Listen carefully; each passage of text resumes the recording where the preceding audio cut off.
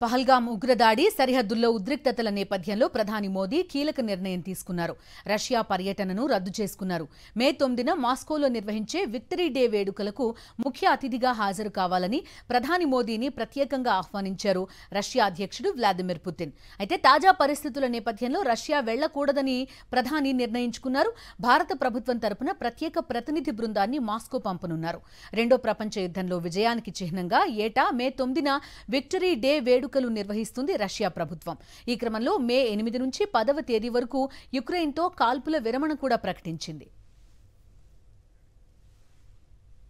పహల్గామ్ ఉగ్రదాడి సరిహద్దుల్లో ఉద్రిక్తతల నేపథ్యంలో ప్రధాని మోదీ కీలక నిర్ణయం తీసుకున్నారు. రష్యా పర్యటనను రద్దు చేసుకున్నారు. మే 9న మాస్కోలో నిర్వహించే విక్టరీ డే వేడుకలకు ముఖ్య అతిథిగా హాజరు కావాలని ప్రధాని మోదీని ప్రత్యేకంగా ఆహ్వానించారు రష్యా అధ్యక్షుడు వ్లాదిమిర్ పుతిన్. అయితే తాజా పరిస్థితుల నేపథ్యంలో రష్యా వెళ్లకూడదని ప్రధాని నిర్ణయించుకున్నారు. భారత ప్రభుత్వం తరపున ప్రత్యేక ప్రతినిధి బృందాన్ని మాస్కో పంపనున్నారు.